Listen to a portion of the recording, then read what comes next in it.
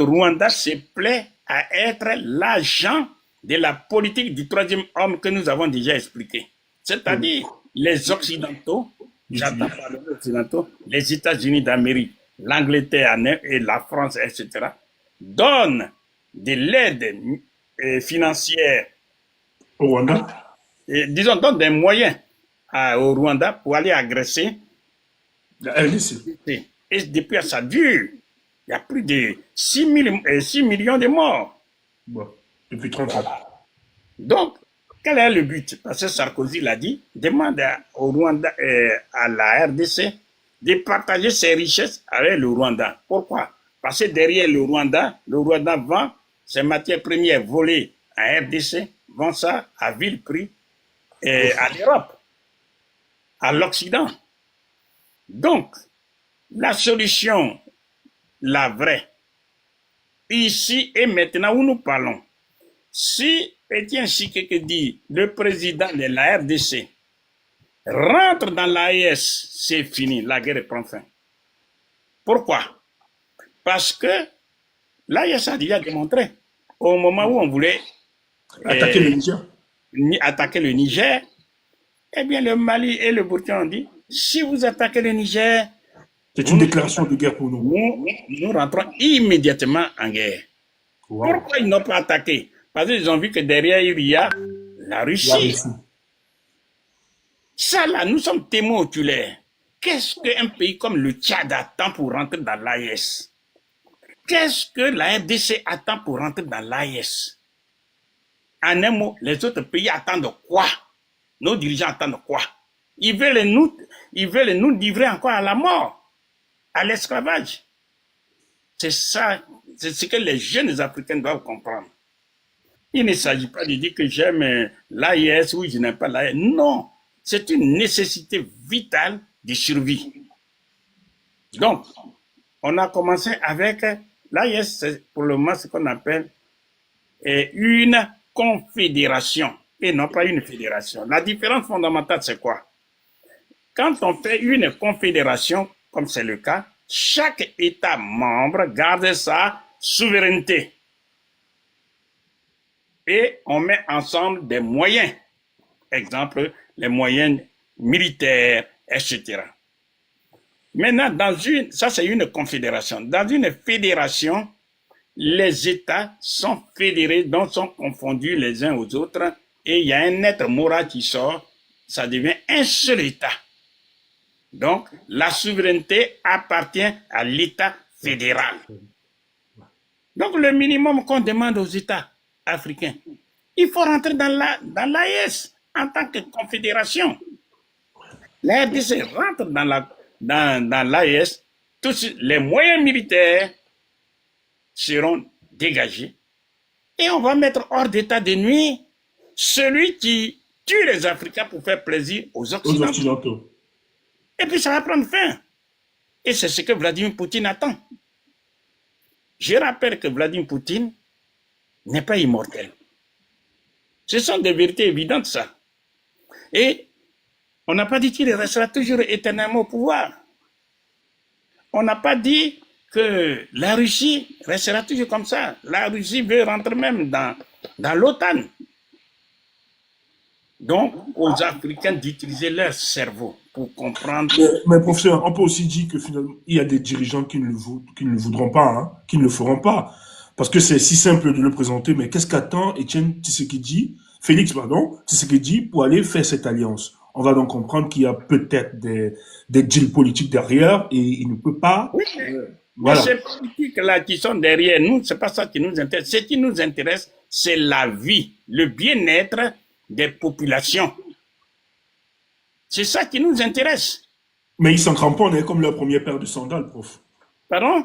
Ils s'en cramponnent comme leur première paire de sandales. Ils s'en fichent pas des Africains. Les gens d'hésitation par-ci, par-là, nous, aujourd'hui, on ne réfléchit pas 1000 fois. On dit, si vous ne rentrez pas dans l'AES, ça veut dire, vous ne vous donnez pas les moyens objectifs pour défendre vos populations. C'est ça. Ok, clair. Voilà. Donc, je vais continuer pour dire, Le 11e besoin, ce sont les NTIC, les nouvelles technologies de l'information et de la communication. Les brillants cerveaux en informatique sont là. Et je ne vais pas trop m'attarder, mais je vais vous rappeler simplement un exemple. J'ai dit, en Afrique, il y a des brillants cerveaux. Voilà. Quand on vous parle des brouteurs, des gens qui font des attaques. En Côte d'Ivoire, ce sont les spécialistes. On a la Côte d'Ivoire, le Nigeria. Voilà. Ouais. Mais, Un peu le Cameroun. oui, mais je vais vous prendre le cas positif. En 2024, il y a eu un concours d'informatique mondial organisé par Huawei en Chine.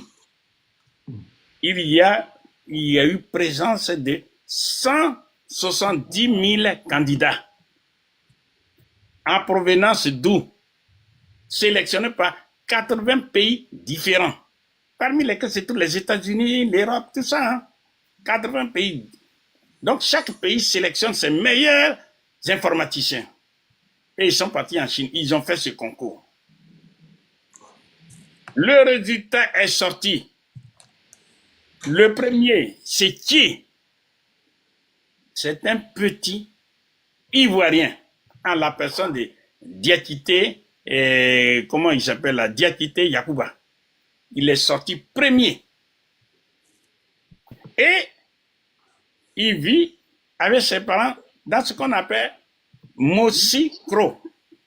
Pour ceux qui ne savent pas, le mot Kro veut dire village. Donc, un quartier pauvre. Wow. Vous comprenez? Wow. Premier mondial, le prix Wow. mondial de l'informatique. Wow. Ce que je suis en train de dire, c'est que les cerveaux brillants sont là.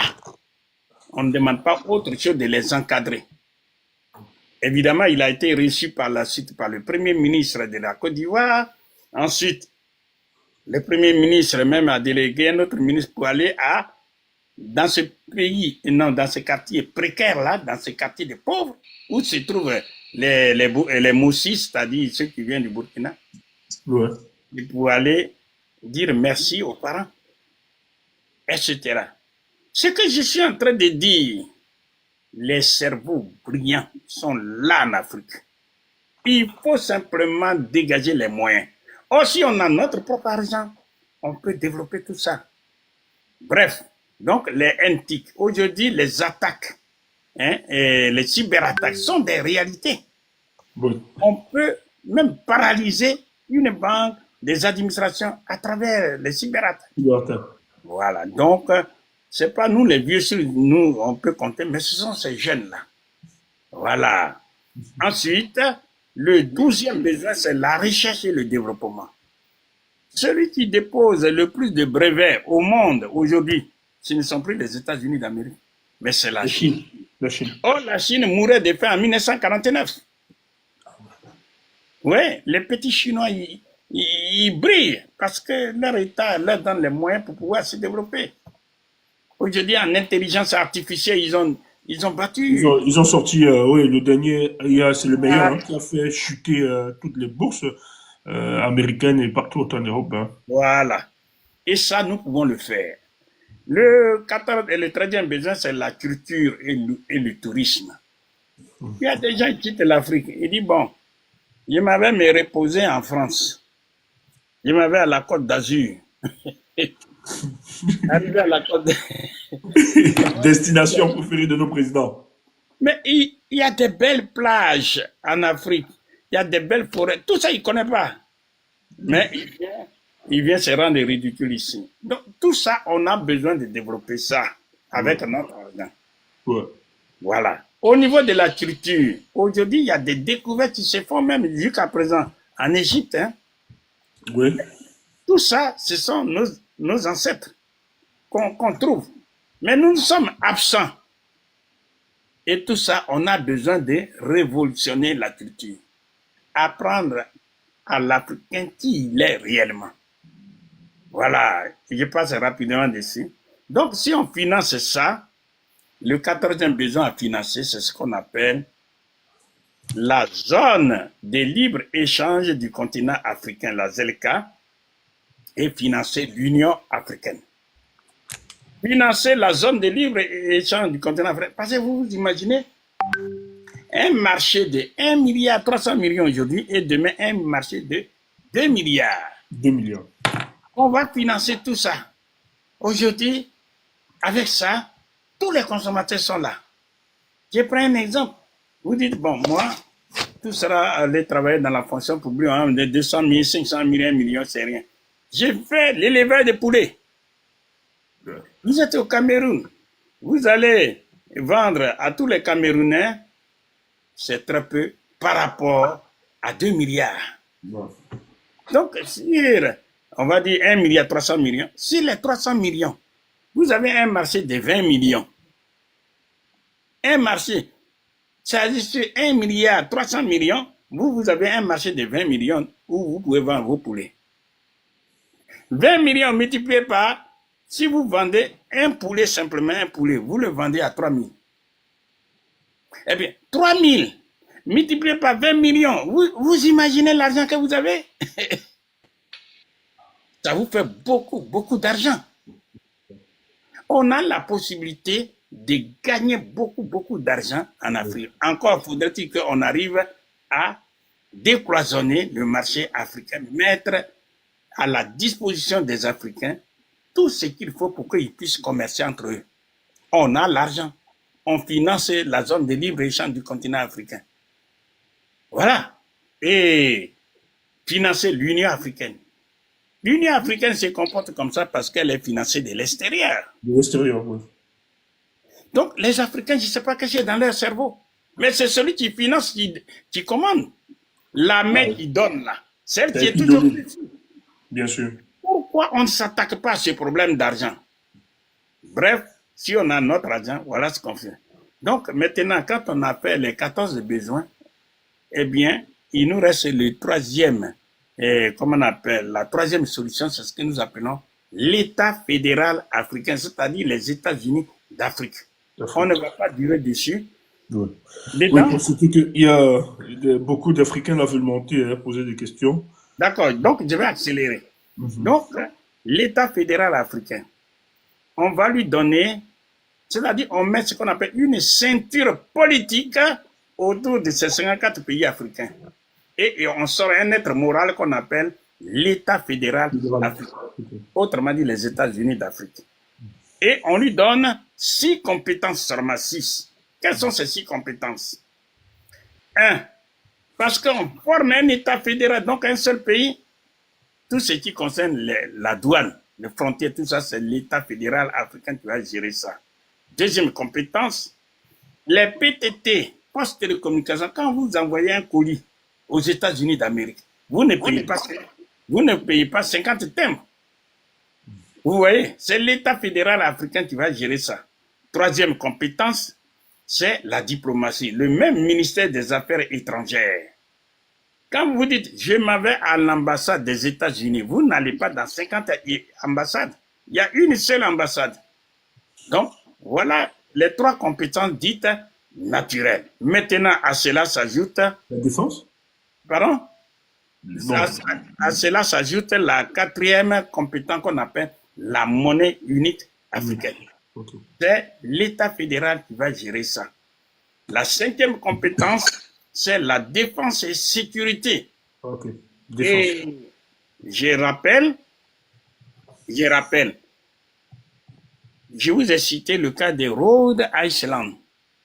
Rhode Island. 1 200 000 personnes, une superficie de 3000 km². Si les 54 pays africains s'attaquent militairement à ce petit pays, en moins d'un mois, je dis bien en moins d'un mois, tous ces 54 pays africains seront balayés, seront mis en poussière par qui? Par l'armée fédérale américaine. Ça veut dire que ce petit pays-là, tout comme les autres États, ils vivent en sécurité. Ils ont le temps de se développer normalement. Il n'y a pas de guerre civile. Ouais. Ce que je suis en train de dire, si nous, on fait ça, l'État fédéral, tout ce que nous voyons comme en RDC, toutes ces guerres-là qui sont à l'intérieur du continent, tout ça vont disparaître. Parce qu'on va mettre hors d'état de nuit tous ceux qui viennent troubler la paix en Afrique. Et la sixième compétence, c'est l'industrialisation, c'est-à-dire obliger tous les États africains à industrialiser, donc à transformer toutes leurs matières premières en produits finis. Et ça, c'est la décision politique, c'est-à-dire interdiction totale d'exporter les matières premières. Mais ce qu'il faut exporter, c'est quoi? C'est plutôt ce que nous appelons les produits finis. Vous comprenez? Oui, oui. Voilà. Et si on fait ça, nécessairement, l'Afrique va rayonner. Donc, après ça, nous avons comme solution, la dernière solution, c'est ce que nous appelons la solution anthropologique. Okay. C'est-à-dire la résurgence du passé glorieux de l'Afrique. Je ne vais pas discuter. Il s'agit tout simplement de rappeler aux Africains, surtout que contrairement à ce qu'on vous a dit, l'Afrique n'est pas ce qu'on croit. L'homme est descendu sur la terre pour la première fois en Afrique noire. Et c'est l'homme noir qui a fait preuve d'inventivité. C'est-à-dire c'est l'homme noir qui a inventé toutes les sciences les plus ardues, dont les mathématiques. Et c'est avec ces sciences les plus ardues que l'homme noir a pu produire les pyramides que nous voyons, qui depuis 3000 ans, 4000 ans, avant Jésus-Christ, sont encore là. C'est l'homme noir qui a inventé l'écriture, contrairement à ce qu'on nous a dit. Que l'homme noir, c'est l'activité de l'oralité, tout ça, c'est pas vrai. Les Blancs ne savaient pas lire et écrire. Il faut que les Africains le sachent. Les Blancs ne savaient pas lire et écrire. Ils ne connaissaient rien en religion. C'est l'homme noir qui... C'est l'homme noir, c'est avec l'homme noir, ils ont appris à lire et écrire. Et ce que je suis en train de dire, tout ça, on a eu accès aux dépositions des Grecs qui ont fécondé l'Europe, mais qui rendent des louanges méritées à l'Afrique noire, qui leur a appris à lire et écrire, dont ils étaient les élèves. Ensuite, donc, ce que nous pouvons dire, quand on dit le monothéisme, c'est le fait de croire en un Dieu unique. Unique. Mais tous les autres, ils étaient dans le paganisme. C'est l'Afrique noire qui a inventé le monothéisme. Les bases de la brillante civilisation mondiale ont été posées par l'Afrique noire. Il faut que les gens sachent. L'Égypte pharaonique dont personne ne conteste la valeur a été, je disais donc, l'Égypte pharaonique a été construite par le peuple noir. Quand on regarde au Soudan, il y a au Soudan plus de pyramides qu'en Égypte. Le Soudan là, c'est le peuple noir. Bref, quand on dit, on nous ment, l'Amérique a été découverte par Christophe Colomb. Oh, tout ça c'est du mensonge. Tout ça c'est du mensonge. C'est le Malien, comment il s'appelle, Aboubakari II, qui a été le premier à découvrir l'Amérique. Bref, donc, même quand on parle de la déclaration des droits de l'homme, c'est au Mali. C'est au Mali, en 1312. Tout ça pour dire aux Africains que vraiment nos historiens ont du travail à faire pour réécrire l'histoire de l'Afrique. La conditionnalité pour décoloniser, faire la décolonisation mentale des élites, la décolonisation des Africains. Que Dieu nous a bénis. Dieu a mis tout dans notre... Mais on a eu affaire à des gens non seulement ingrats, mais très bavards. Et ça, sur le plan biologique, il y a eu un savant qu'on appelle, c'est un Suédois, Svante Pablo. Il a pu démontrer. Et il a eu un prix Nobel de médecine ou de biologie. Il a pu démontrer brillamment que vraiment l'ADN de l'homme du Néandertal existe encore dans la peau blanche. Et que chez les Noirs, on ne trouve pas les traces même du Néandertal. Et que l'homme par esprit, ce qu'on appelle l'homme par excellence, c'est l'homme noir. Je reprends. Évidemment, il y a des gens qui sont frileux, tout ça, mais ce sont les données scientifiques. L'homme, par définition, par excellence, l'homme complet, voilà, qui n'a pas de traces du Néandertal dans son patrimoine génétique, c'est l'homme noir. Et il écrit pour dire que je suis peiné pour les racistes. Il écrit que je suis peiné pour les racistes. Pendant la soutenance, que je suis peiné pour les racistes. Mais c'est la stricte vérité scientifique. Et ça a été reconnu, on lui a donné le prix Nobel des sciences. Donc nous disons à nos frères et sœurs, bon, on comprend le complexe d'infériorité qui baigne en eux parce qu'on leur a appris à se détester, mais il est temps, il est urgent, plus que jamais urgent de comprendre que ça c'est du mensonge et que la vérité triomphe. Aujourd'hui, rien n'est caché. Je vous remercie. Merci vraiment, prof. Franchement, on n'a rien à dire. C'était vraiment de la bonne pédagogie, c'était digeste. Ben, on va passer à la deuxième partie. Je vais introduire ma collaboratrice, Madame Kemda. Bonsoir. Pour faire monter les gens qui ont vraiment des questions. Il y a tellement de gens qui demandent à vous poser des questions pour avoir certains éclairages. Bonsoir, Madame Kemda. Bonsoir, Monsieur Tchombo. Bonsoir, Professeur Agbo.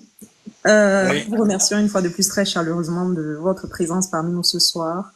Alors, lors de notre précédente émission, vous avez exposé les défis que le franc CFA pose aux nations africaines ainsi que les mécanismes de son soutien. Et en tant qu'intellectuel, lorsqu'on pose le diagnostic, il faut ensuite apporter des solutions qui peuvent être mises en œuvre. Donc, l'objectif de cette seconde émission était justement de proposer des solutions concrètes et vous avez articulé ces solutions autour de 4 thèmes centraux en soulignant constamment que ces choix relèvent du domaine politique parce qu'il y va de la survie de nos États et des peuples africains. Donc, dans cette deuxième partie, comme déjà anticipé par Monsieur Tchombo, nous allons faire monter des personnes au fur et à mesure qui vont vous poser leurs questions. Et il y a énormément de questions déjà en bas. Et donc, je vais faire monter la première personne. Chef Bouba. Bonsoir, Chef Bouba. Est-ce que vous êtes là? Oui, ça va. On vous entend mal, Chef Bouba. Ouais, bonsoir, vous m'entendez là? C'est bon maintenant. Allez-y. Ouais, ok, bonsoir, cher professeur. Je voudrais d'entrée vous dire que, bon, depuis 2012, j'ai votre livre signé par vous-même, par vos conférences en fait. Nous sommes vos enfants, nous vous suivons depuis 2012. Je l'ai à main, je peux mettre la caméra pour vous le montrer, pour vous certifier que nous sommes vos enfants, nous vous suivons depuis très longtemps. Voilà. Ce n'est pas une vue de face, c'est une réalité. Je voudrais juste en fait vous parce que dans le livre, permettez-moi de retrouver la page. Il y a trop d'émotions, hein, professeur. Vous allez nous excuser. Hein. D'accord, je vous écoute. Ouais, je vais juste en fait retrouver la page. Voilà, je l'ai la page. Nous sommes à la page 284. Je ne veux pas le lire pour vous, mais je vais lire parce que nous au Cameroun, on a, en fait, je n'appellerai pas ça un problème, mais on a au Cameroun les élections qui s'approchent et on a des candidats qui nous proposent des choses. J'ai juste envie de lire pour la communauté camerounaise pour qu'ils comprennent ce que dit un opposant camerounais et cela est écrit dans votre livre depuis 2008. Vous dites « L'État fédéral provisoire de l'Afrique centrale il pourra se construire à partir de membres de la communauté économique de l'Afrique centrale, CEAC. Et, et les noyaux et les noyaux fédérateurs seraient constitués par les membres de la communauté économique et monétaire de l'Afrique centrale, c'est-à-dire CEMAC, qui est l'équivalent de l'OUA et de l'Afrique de l'Ouest, de 5 États fédéraux provisoires, d'Afrique australe, Afrique de l'Ouest, Afrique centrale, de l'Afrique de l'Est et de l'Afrique du Nord, devront à leur tour transférer progressivement une parcelle significative de leur souveraineté à l'OUA, qui est aujourd'hui l'UA, qui pourra ainsi les moyens concrets de constituer réellement en 2025 un réel État fédéral africain. Cela paraît un rêve irréalisable, certes, en considération du niveau de conscience des dirigeants actuels, mais de l'espoir est permis pour plusieurs raisons. Point. 288. C'est vous qui l'avez écrit. En fait, c'est la page 284. Pourquoi j'ai dit ça, professeur? Parce que nous avions au Cameroun, je veux rentrer directement, nous avions au Cameroun un candidat qui nous propose pareil, qui dit, je veux sortir du franc CFA. On lui dit comment? Il dit, dès que je prends le pouvoir, je consulte les pays de l'Afrique les pays de la zone CFA. Si les pays de la zone CFA ne sont pas d'accord, je reviens sur les pays de l'Afrique centrale. Et je concerte le pays de l'Afrique centrale pour sortir du franc CFA. Si ces pays ne sont pas d'accord, moi, Cameroun, je crée ma monnaie. Et pour cela, comme vous l'avez dit lors de vos conférences, en fait, à Paris, vous avez dit, c'est une affaire qu'il ne faut pas aller en besogne. Ce n'est pas une affaire qu'on va seulement claquer les doigts. Il faut des experts chevronnés pour sortir quand vous avez déjà acté. C'est-à-dire, toi, le président de la République, tu as acté que tu vas sortir. En le faisant, il faut avoir dans ton équipe des experts chevronnés pour nous sortir de cette monnaie. Il y a un opposant qui nous a proposé ça. Sauf que maintenant, vu la situation politique au Cameroun, bon nombre de Camerounais qui vous suivent aussi sont en train de nous expliquer le contraire de ce que vous avez dit, professeur Abaou.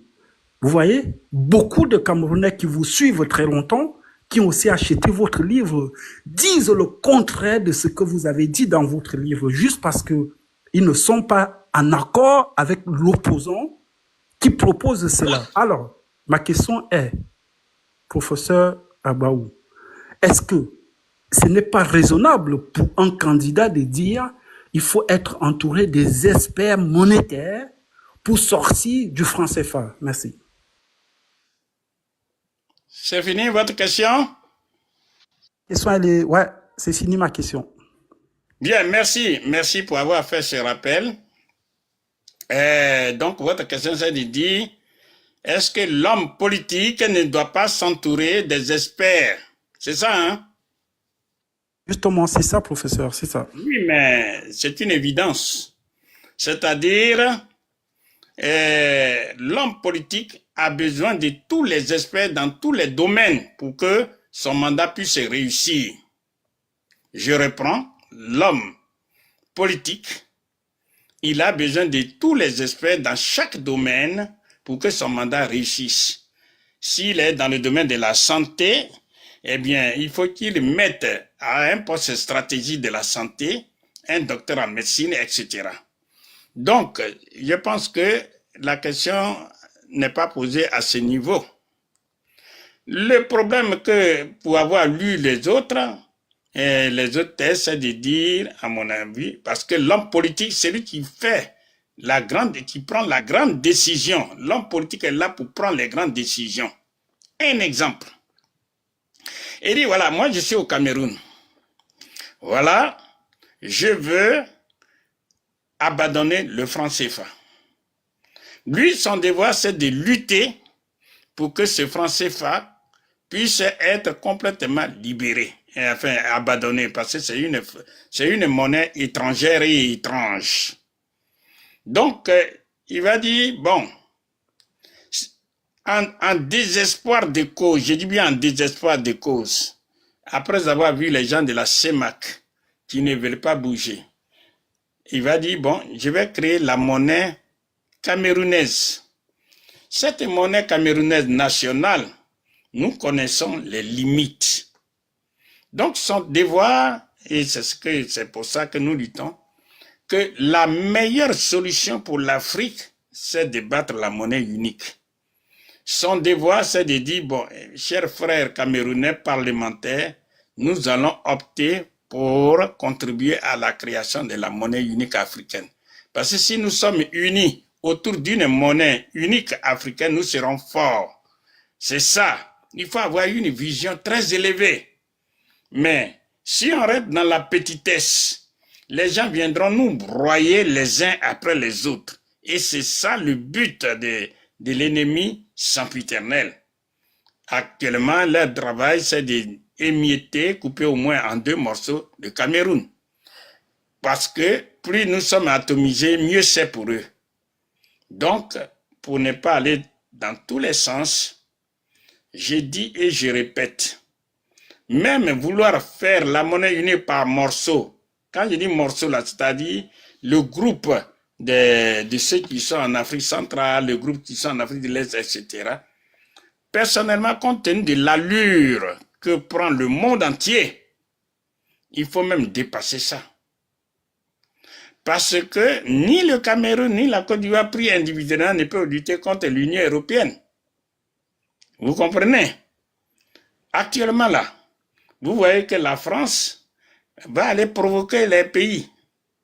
Mais comme ça a été le cas par exemple en Côte d'Ivoire en 2011, la France est partie frapper Gbagbo. Et aucun pays africain n'a bougé. C'est cette répétition que la France voulait faire avec le Niger. Heureusement pour nous les Africains, il y a Poutine qui est derrière. C'est ça qui a freiné. Donc aujourd'hui, et la France sait qu'en faisant ça, eh bien, derrière elle, il y a l'OTAN. Donc face à ces réalités objectives, il faut dépasser ces théories-là qui consistent à dire la monnaie nationale, par-ci, par-là. Non, non, non. Notre salut, j'insiste, chers frères, notre salut se trouve dans notre unité. L'Afrique est un géant qui s'ignore. Le jour que les Africains seront unis, vous allez voir que l'Afrique va connaître un autre sort.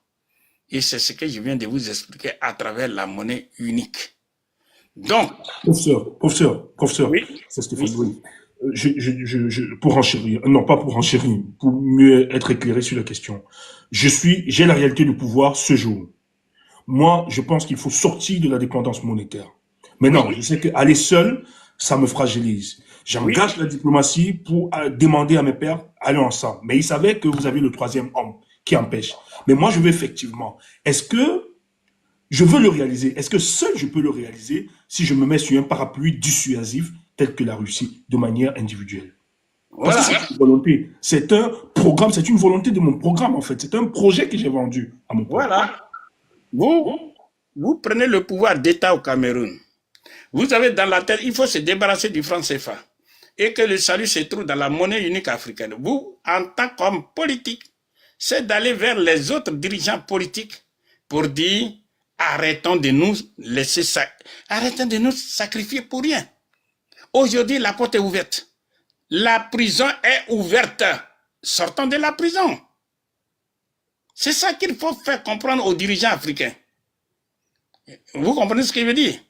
Et surtout, dire que bon... Mais on a vu qu'il y a d'autres qui sont très d'accord, mais ils ne pourront jamais parce qu'ils sont sortis du casting de la France-Afrique. Et les missions sont claires. Ce n'est jamais permettre que leur pays puisse sortir du franc CFA. C'est pour ça que nous sommes dans le statu quo et c'est pour ça que les pays de l'AES sont combattus. Oui, mais et d'ailleurs, c'est normal. Quand les gens de l'AES sont combattus, c'est parce qu'ils sont sur le droit chemin. Donc, quand on est un autre pays qui n'est pas encore entré, vous devez tout faire.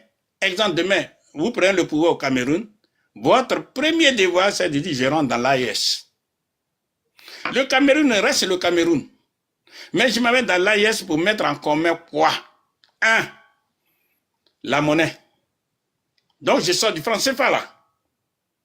Deux, la défense et sécurité. Quiconque touche au Cameroun, il a affaire à tout le monde.